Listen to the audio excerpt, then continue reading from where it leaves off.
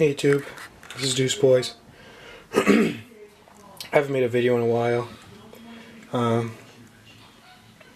but today I'm cleaning the tanks, my gecko tanks, and I decided to just make a video on any changes that I made to the tanks, and since I'm going to be taking the geckos out while I change the tanks, then you got to see the geckos too. So I just finished cleaning this one.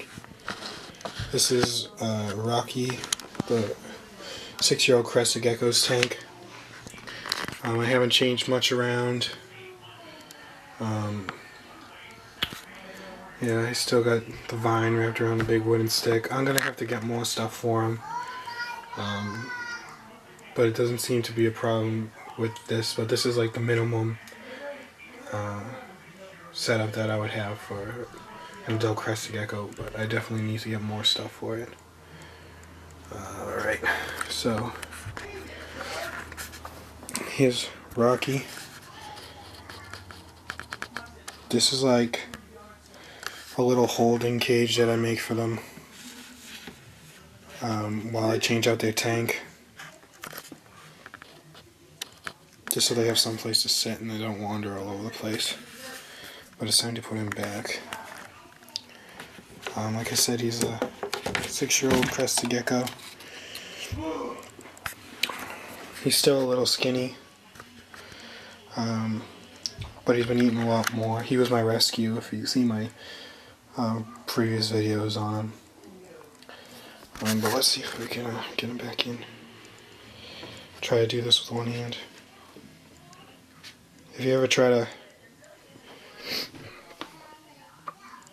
wrangle a Crested Gecko with one hand, it's actually pretty difficult.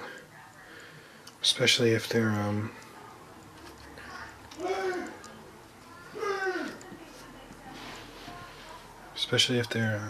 not too happy to be handled like Rocky.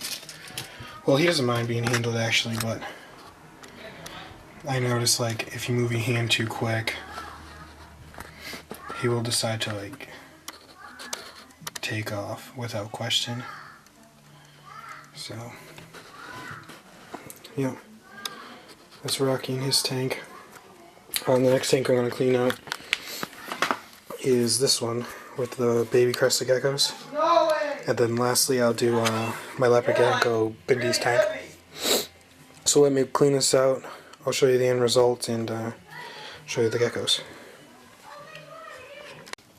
Hey YouTube. So I just finished cleaning the baby Crested Gecko tank, and that's how it came out. I added a new plant. This little bush here. My Harlequin actually prefers this side of the enclosure, and the flame prefers this side of the enclosure. I don't know if there's like something territorial going on between them. It does seem that the Harlequin seems to be more of the aggressive type. I'm gonna get another enclosure for the flame soon to separate them, because they are getting big enough where they can do better on their own. Yeah, but here they are inside of the holding cage that I made for them. I put a plant in there to separate them, because when they're face to face, I'm afraid something's going to happen. So here is Colt, the Halloween flame.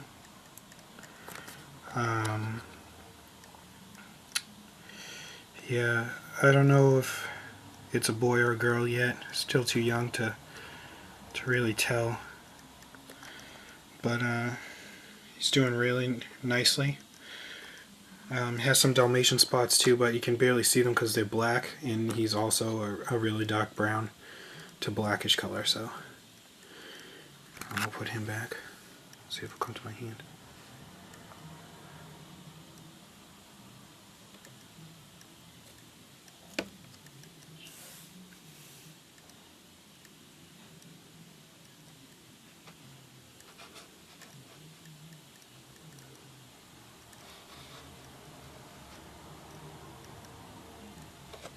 go. Alright, I'm just gonna put him back. Alright. So now Colt's on his side. And I'm gonna go grab Tum Tum. Tum Tum is a bronze Harlequin. Partial pinstripe Harlequin. To be more specific, I'm just gonna put this plant in here. And this is Tum Tum, the bronze Harlequin, partial pinstripe. Really nice colors. So like I said before, this is more of the aggressive crested gecko.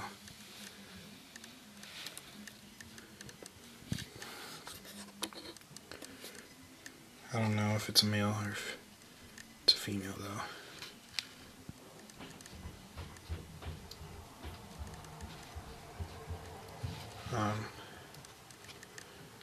He will also jump without really realizing where it's going to land. I had to jump from a pretty high distance not too long ago.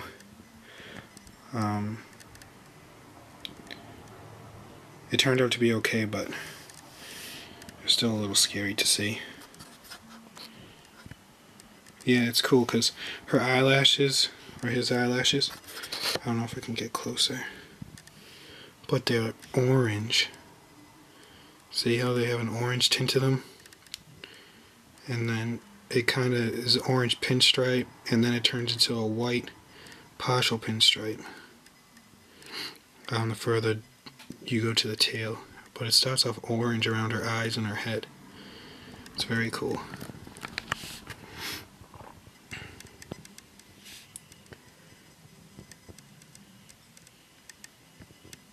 Alright, I'm going to put her back and then I'll clean up Bindi's tank.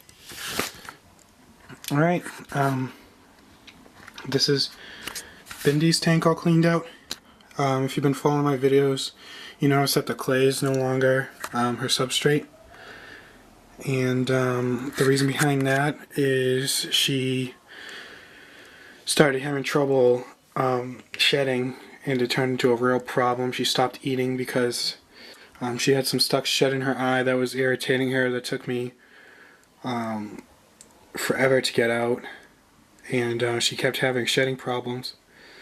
And I realized that clay absorbs a lot of moisture from the ear that sand and paper towels don't.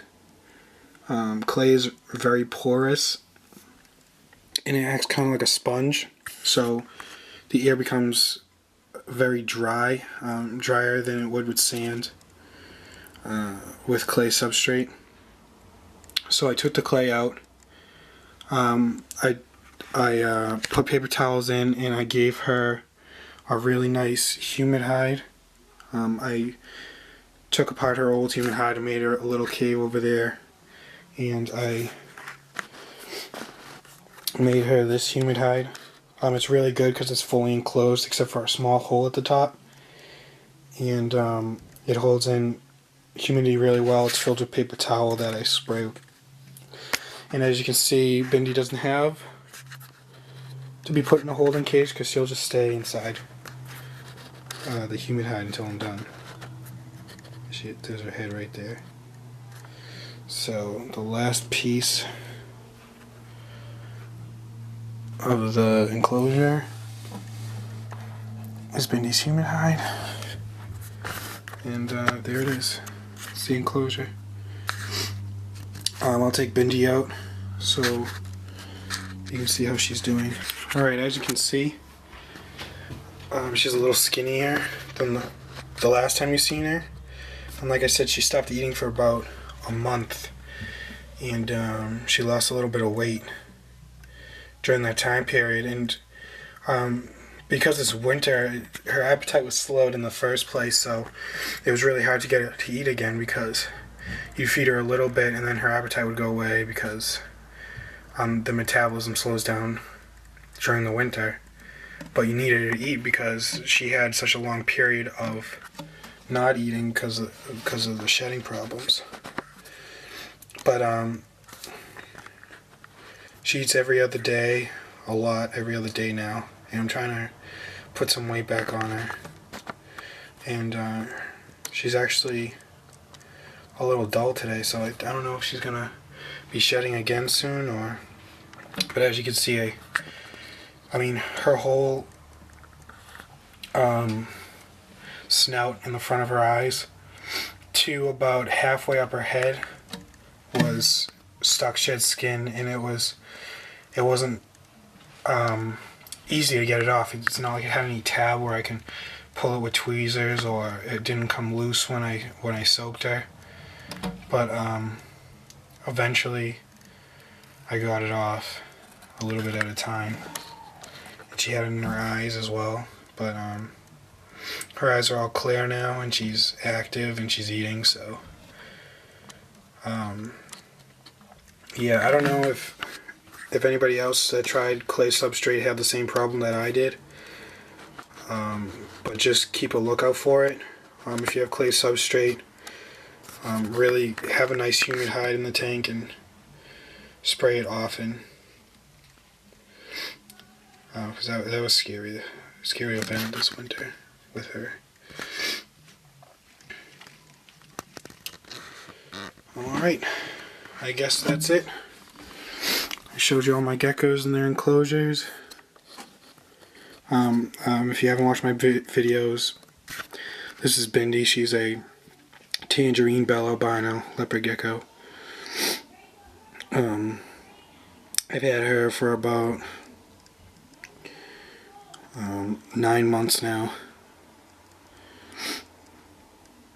and she's probably around 10 months old. So